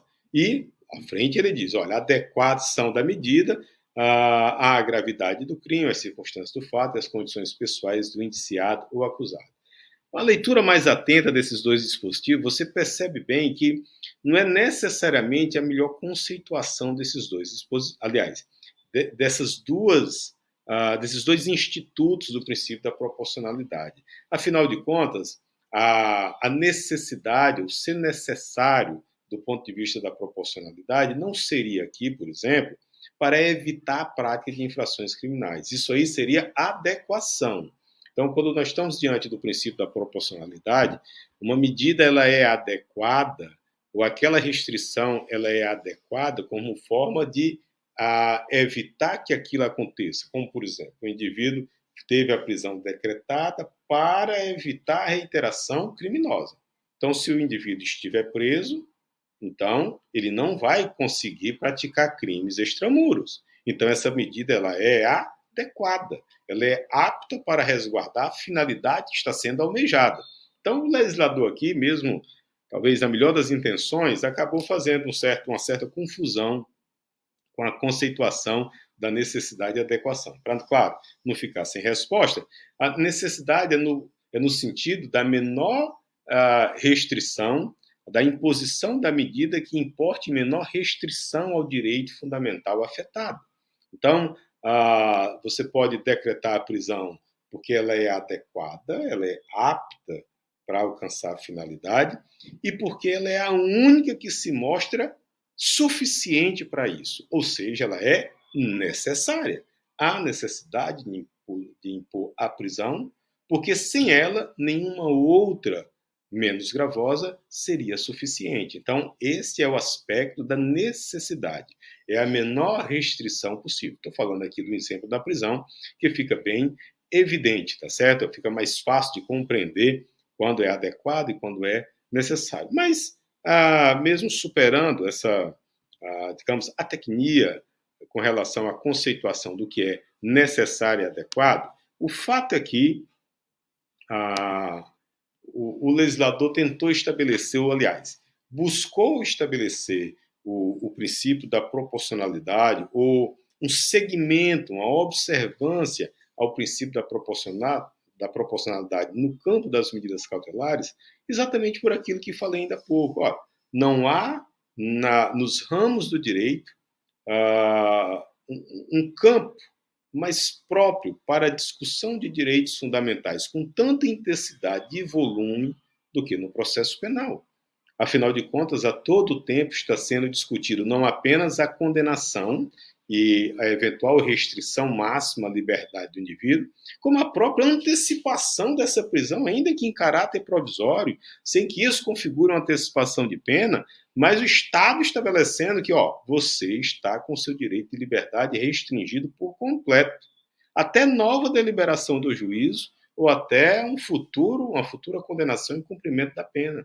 Então, por essência, esse tipo de análise por essência, uma análise é uma colisão de direitos fundamentais que requer, para o seu discernimento, a aplicação dos parâmetros estabelecidos pelo princípio da proporcionalidade. E aí, claro, quando você segue no 282, o parágrafo primeiro vai tratar da possibilidade de aplicação isolada ou cumulativa, o segundo, da necessidade do requerimento, o terceiro, do contraditório prévio, o quarto, do caso de descumprimento, revogação, em seguida, e por fim, no parágrafo 6º, daquilo que já foi tão mencionado. A prisão preventiva somente será possível quando não for o caso de aplicação de qualquer outra medida cautelar diversa. Então, muito claramente, o legislador optou, só não registrou com a expressão plena o princípio da proporcionalidade. Ele só não disse que o juiz precisaria, ou a análise das medidas cautelares,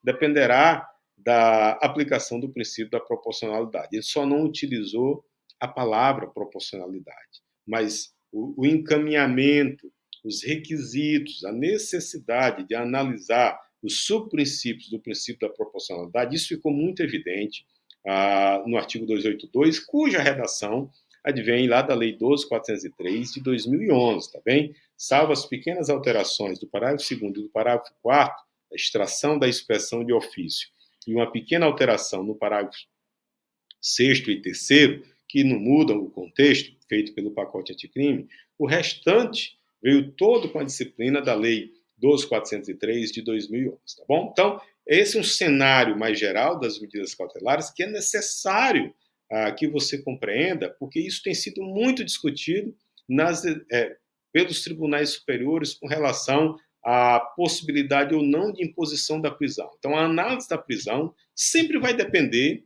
de uma análise da aplicação de medidas cautelares diversas da prisão. Afinal, a prisão somente será possível caso medidas cautelares diversas não sejam suficientes, tá bem? Então, nós vamos encerrar agora nosso quarto e último bloco dessa primeira aula e na segunda aula nós já iniciaremos avançando nesse aspecto das medidas cautelares e trabalhando outras questões e, claro, vamos falar ainda de prisão temporária, novo entendimento do STF sobre a temática, tá bem?